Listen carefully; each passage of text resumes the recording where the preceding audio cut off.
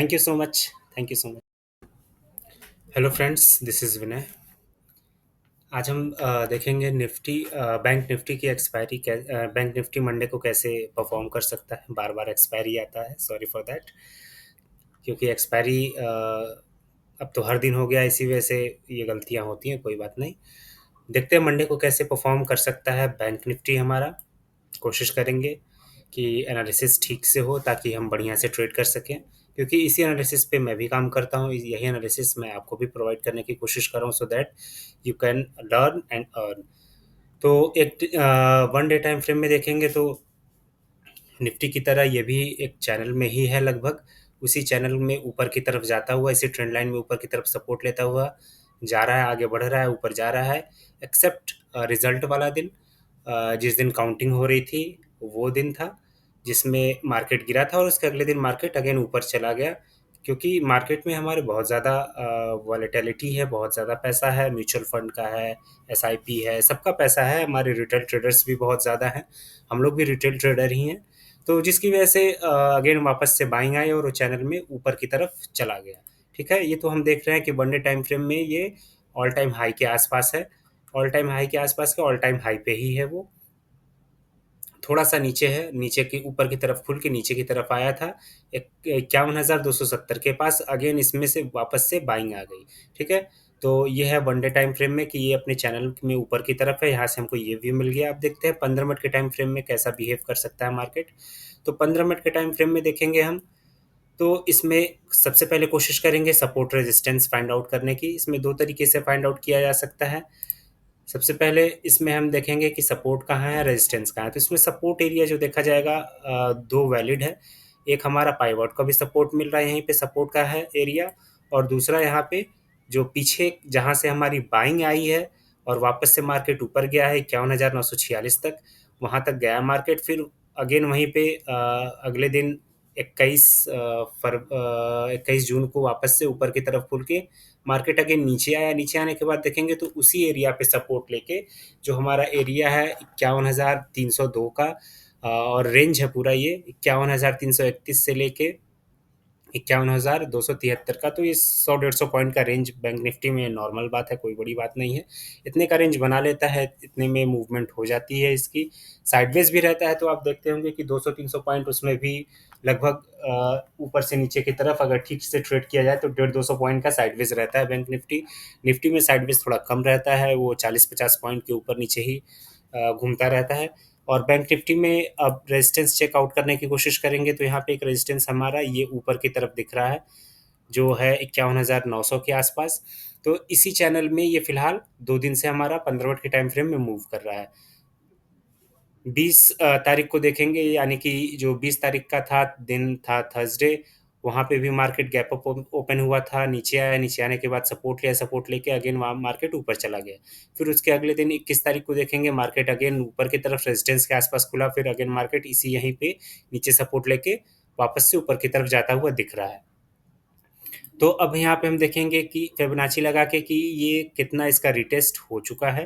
तो इसमें फिबोनाची लगाएंगे तो देखा देखा देख सकते हैं, यहाँ पे क्लियरली दिख रहा होगा आपको कि ये जो गोल्डन जोन जिसको कहा जाता है फिबोनाची का, ये इसी से वापस रिजेक्शन लेके नीचे की तरफ आ जा रहा है। फिर सपोर्ट से बाइंग आ रही है, अगेन उसी जोन के आसपास पहुंच गया है, और वहाँ पे एक बियरिश कैंडल टाइप का बनाया हुआ है, जिसमें ये लॉन्ग बॉडी डोजी टाइप का है, जिसमें एक आपको एक हैंगिंग मैन बनता हुआ दिख रहा होगा, इन्वर्टेड हैमर दिख रहा है, उसके बाद एक नीचे की तरफ कैंडल आती हुई दिख रही है, जो ये इंडिकेट करती है कि मार्केट अगेन 51,557 से नीचे की तरफ 51,336 तक आ सकता है। यहाँ पे थोड़ा सपोर्ट बढ़िया है, तो अगेन यही रहेगा कि हो सकता है कि अगर मार्केट यहाँ साइडवेज खुले, साइडवेज खुलने के बाद यहाँ पे अगर साइडवेज खुलता है, यहाँ पे एक प्राइस एक्शन बनाता है ऊपर की तरफ, यानी कि जो previous day open high low close होता है, उसके हिसाब से प्रीवियस डे क्लोजिंग 51,557 के आसपास एक कोई अगर बुलिश कैंडल बनाता है तो मार्केट को अगेन हम ऊपर जाता हुआ देख सकते हैं।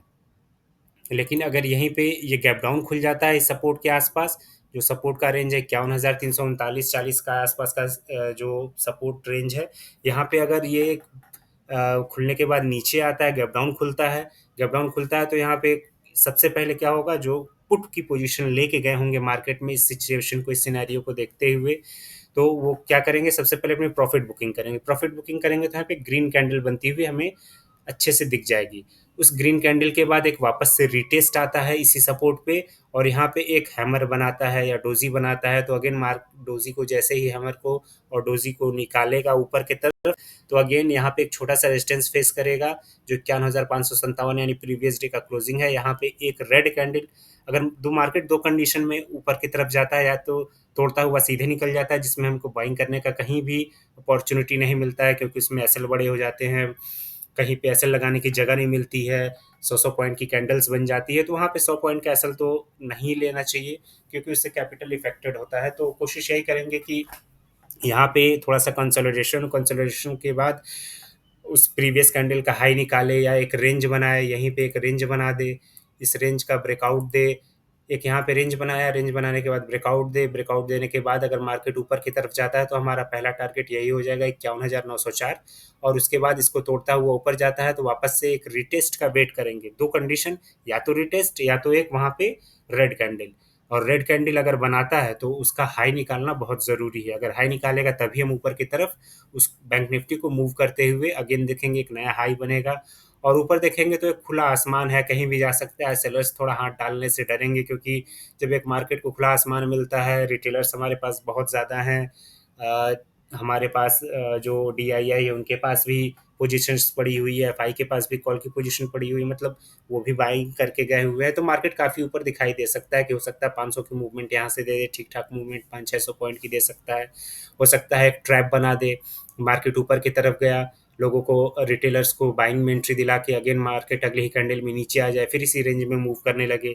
तो सबसे सेफ जोन देखा जाए अगर फिलहाल ऑल टाइम हाई के आसपास, तो ये रेंज है। इस रेंज में नीचे की तरफ आता है तो हम बाय कर सकते हैं, ऊपर की तरफ रहता है तो प्राइस एक्शन देखते हुए, डायरेक्टली नहीं, प्राइस एक्शन देखते हुए ऊपर की तरफ आता है तो रेजिस्टेंस पे आता है तो अगेन नीचे तक का टारगेट हम एक पुट की पोजीशन में ले सकते हैं, जो लगभग अगर देखा जाए तो ठीक ठाक पॉइंट का है। ये लगभग 400-500 पॉइंट का है, 550 पॉइंट का एक रेंज है।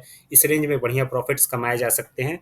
तो हमारी कोशिश यही रहेगी कि जो हम मंडे को, यानी कल मार्केट 24 जून को जो खुल रहा है, साइडवेज खुलता है, तो यहाँ पे कंसोलिडेशन करके पहला टारगेट ऊपर की तरफ ले सकते हैं। और अगर ये नीचे की तरफ मूव करता है तो यहाँ पे एक सपोर्ट है बढ़िया है, अगेन यहाँ से बाइंग आ सकती है, तो ऊपर की तरफ एक टारगेट लिया जा सकता है 400-500 पॉइंट का। फिर उसके बाद ऊपर जाता है तो यहाँ पे एक रेड कैंडल या रिटेस्ट करके ऊपर जाएगा तो हम एक पुट की कॉल की पोजीशन में बने रह सकते हैं। लेकिन हाँ, जो भी आप ट्रेलिंग करेंगे, स्टॉप लॉस की ट्रेलिंग करेंगे, तो उसको हर एक कैंडल के साथ ऊपर की तरफ बढ़ाते रहिएगा। 1 मिनट के टाइम फ्रेम में नहीं, ये हमारा काम 5 मिनट के टाइम फ्रेम में होगा, क्योंकि उसमें ऑप्शन बाइंग में अगर आपको ट्रेल करना है तो ऑप्शन बाइंग की तरफ रहना बहुत ज़रूरी है। ऑप्शन बाइंग में क्या होता है कि आप 40 पॉइंट 50 पॉइंट इजीली कैच कर लेते हैं। मार्केट बहुत अच्छा मोमेंटम है तो स्कैल्पिंग में भी 100 पॉइंट मिल जाते हैं, कोई बड़ी बात नहीं है। बहुत अच्छा मूवमेंट होना चाहिए। लेकिन अगर स्लो एंड स्टडी ग्रो करता है, मार्केट ऊपर की तरफ जाता है, तो हम कोशिश यही करेंगे कि प्रीवियस कैंडल का लो का स्टॉप लॉस लगाते हुए हम ट्रेल करते हुए आगे बढ़ें। या तो दो ही चीज़ें करते हैं हम लोग, या तो हमारा टारगेट होता है, हिट होता है, या फिर स्टॉप लॉस हिट होता है। बीच की कोई कंडीशन कोशिश करते हैं कि ना ही होने पाए।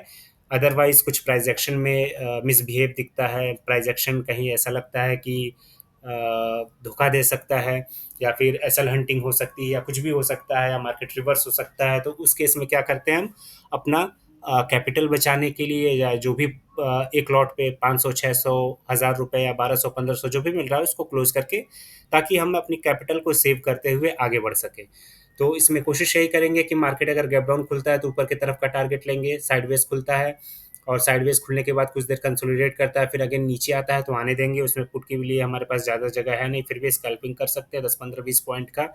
फिर जैसे ही ये हमारा 51,336 पे आएगा, छोड़ देंगे पोजीशन को, देखेंगे मार्केट अगर नीचे जाता है, अगेन रिटेस्ट करता है, या एक ग्रीन कैंडल बनाता है, उसके बाद फिर रेड कैंडल बनाता है, तो ग्रीन कैंडल के टॉप का ऐसे लगा के उस रेड कैंडल में आगे पूरा जो ट्रेंड है उसको कैप्चर कर सकते हैं। हालांकि ट्रेंड ज़्यादा बड़ा मिल सकता है यहाँ पे। जो आपका प्रीवियस डेज का अगर हम देखेंगे, जो ट्रेडिंग जोन है, मैक्सिमम ट्रेडिंग जोन, वो आपका 50,000 के आसपास है।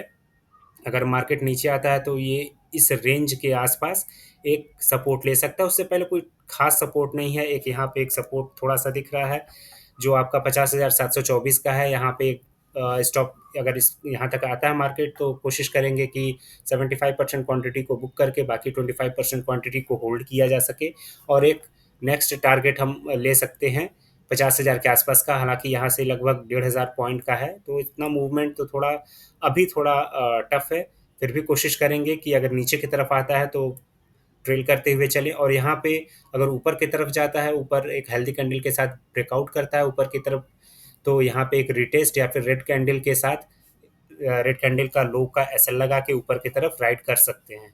तो ये है हमारा बैंक निफ्टी मंडे का एनालिसिस। तो लाइक एंड शेयर सब्सक्राइब करते रहिए। Thank you so